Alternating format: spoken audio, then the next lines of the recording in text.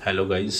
आज का हमारा चैप्टर है सीआरपीसी का सेक्शन 3, जिसमें संदर्भों के निर्माण, रेफरेंसेस, या यूं कहें कि किसी मजिस्ट्रेट की क्या कैटेगरी है, उसके पास क्या पावर होंगी और किस एरिया के या किस महानगरीय क्षेत्र के मजिस्ट्रेट को क्या कहा जाता है। जैसे इसका जो लेसन 1 है, सेक्शन 3 है, और सेक्शन 3 का ए है। जैसे किसी मजिस्ट्रेट के लिए बिना किसी एरर क्वालिफाइंग शब्दों के किसी भी संदर्भ का अर्थ तब सब समझा जाएगा जब तक कि संदर्भ से अन्यथा अपेक्षित न हो। किसी महानगरीय क्षेत्र के बाहर के क्षेत्र के संबंध में न्यायिक मजिस्ट्रेट के संदर्भ में के रूप में है। किसी मेट्रोपॉलिटन क्षेत्र के संबंध में मेट्रोपॉलिटन मजिस्ट्रेट के संदर्भ के रूप में है। ठीक है, तो जैसे बी है, महानगरीय क्षेत्र के बाहर के क्षेत्र के संबंध में द्वितीय श्रेणी के मजिस्ट्रेट के किसी भी संदर्भ को द्वितीय श्रेणी के न्यायिक मजिस्ट्रेट के रूप में माना जाएगा, और महानगरीय क्षेत्र के संबंध के रूप में संदर्भ में के रूप में माना जाएगा मेट्रोपॉलिटन मजिस्ट्रेट के पास। प्रथम श्रेणी के मजिस्ट्रेट के लिए कोई भी संदर्भ किसी महानगरीय क्षेत्र के संबंध में उस क्षेत्र में अधिकार क्षेत्र का प्रयोग करने वाला महानगर मजिस्ट्रेट के संदर्भ के रूप में समझा जाएगा। किसी अन्य क्षेत्र के संबंध में उस क्षेत्र में क्षेत्राधिकार का प्रयोग करने वाला प्रथम श्रेणी न्यायिक मजिस्ट्रेट के संदर्भ के रूप में समझा जाएगा। और किसी महानगरीय क्षेत्र के संबंध में न्यायिक मजिस्ट्रेट के किसी भी संदर्भ को उस क्षेत्र में अधिकार क्षेत्र का प्रयोग करने वाला मुख्य महानगर मजिस्ट्रेट के संदर्भ के रूप में माना जाएगा। इस संहिता में जब तक संदर्भ से अन्यथा अपेक्षित न हो, किसी महानगरीय क्षेत्र के संबंध में न्यायिक मजिस्ट्रेट के न्यायालय के किसी भी संदर्भ को उस क्षेत्र के महानगर मजिस्ट्रेट के न्यायालयों के संदर्भ के रूप में माना जाएगा।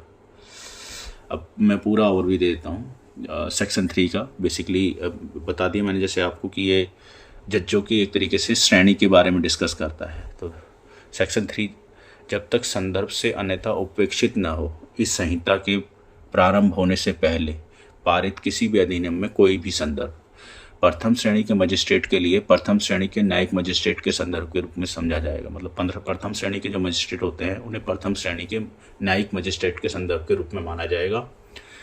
दूसरा है दूसरा वर्ग या तीसरे वर्ग के मजिस्ट्रेट के लिए, तो दूसरे वर्ग के न्यायिक मजिस्ट्रेट के संदर्भ के रूप में माना जाएगा। मतलब दूसरे वर्ग या तीसरे वर्ग के जो मजिस्ट्रेट के लिए हैं उन्हें दूसरे वर्ग के न्यायिक मजिस्ट्रेट के संदर्भ के रूप में माना जाएगा।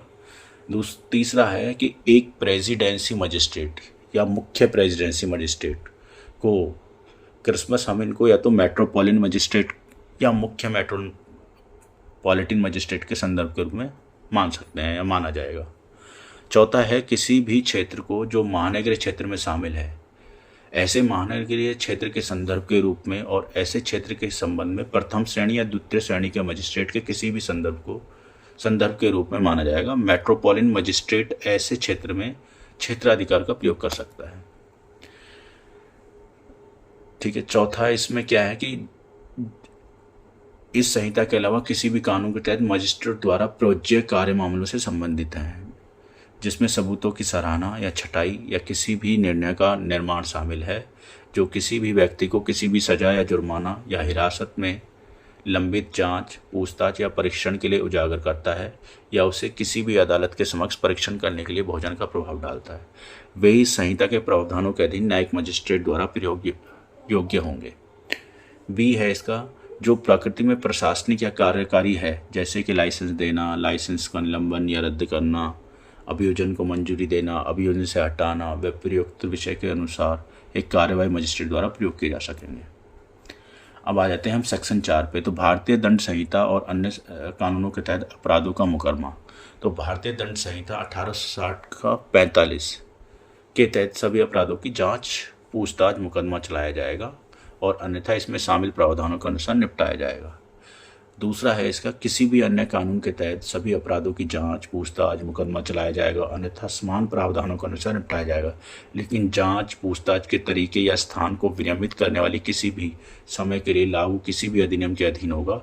ऐसे अपराधों से निपटाने का प्रयास करना या अन्यथा निपटाना है। सेक्शन 5 कहता है बचत, इसको सेविंग कहते हैं। इस संहिता में निहित कोई भी चीज इसके विपरीत किसी विशिष्ट प्रावधान के अभाव में उस समय लागू किसी विशेष या स्थानीय कानून या प्रदत्त किसी विशेष क्षेत्राधिकार या शक्ति या किसी अन्य द्वारा निर्धारित प्रक्रिया के किसी विशेष रूप को प्रभावित नहीं करेगी। फिलहाल ये कानून लागू है। तो इस प्रकार हमारा सेक्शन 3 चैप्टर 1 CRPC का कंप्लीट हो गया। इससे पहले के चैप्टर में मैंने आपको इसका पूरा ओवरव्यू दिया है। अभी हम सेक्शन वाइज चल रहे हैं, उसकी डेफिनेशन मैं आपको दे रहा हूँ कि कौन सा सेक्शन किससे रिलेटेड है। तो जो सेक्शन 3 है वो बेसिकली आपका जजों की कैटेगरी से रिलेटेड है कि कौन सा जज आपका मेट्रोपॉलिटन की कैटेगरी में आते हैं और कौन से जज आपके दूसरे और तृतीय श्रेणी की कैटेगरी में आते हैं। तो यहाँ हमारा ये अध्याय फिनिश होता है। इससे आगे मैं आपका नेक्स्ट चैप्टर जल्दी ही आपके साइट पे अपलोड कर दूँगा। Thank you so much.